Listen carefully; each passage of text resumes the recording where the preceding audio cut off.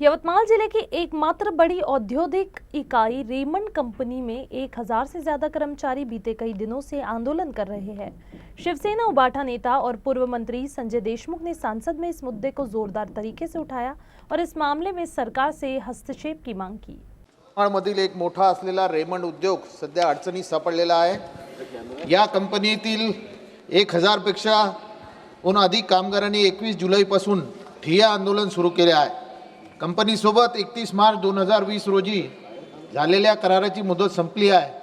नियमानुसार 1 एप्रिल 2024 पासून नवीन करारामध्ये वेतनवाढ होणे आवश्यक होते, पण ती अद्याप झालेली नाही। आधीच रोजगार नाही, त्यात हे काही कामगार आहेत, त्यांना अतिशय कमी वेतनात कसे जगायचे असा गंभीर प्रश्न निर्माण झालेला आहे। या कामगार कंपनी युनियनला बाजूला ठेवून मान्यता प्राप्त युनियनच्या माध्यमातून निर्णय घेण्याचा प्रयत्न केला आहे। 16 महिन्यापासून वेतनवाढ न करता नवा करार सुद्धा केला नाही। एवढेच नाही तर युनियन कुणालाही विश्वासात न घेता 5 महिन्याआधी कोर्टात केस दाखल करते। न्यायालयीन प्रक्रियेला वेळ लागतो, पण कामगाराचे जीवनमार्ग थांबलेले आहेत। ते रोजच्या गरजा भागवायला असमर्थ झाले आहेत।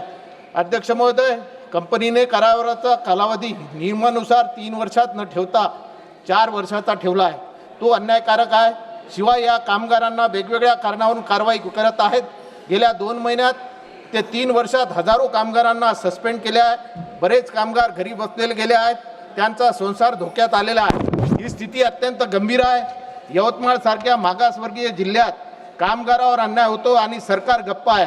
मी सरकारकडे आणि कामगार मंत्रालयाकडे नम्र विनंती करतो, यवतमाळातील या आंदोलनाकडे तातडीने लक्ष द्यावे। कामगारांचे प्रश्न त्वरित सोडवणूक करावी। रेमंड कंपनीला नवीन करण्यासाठी सक्त सूचना द्याव्यात आणि या जिल्ह्यात नवीन उद्योगाची स्थापना करून बेरोजगार तरुणांना न्याय द्यावा।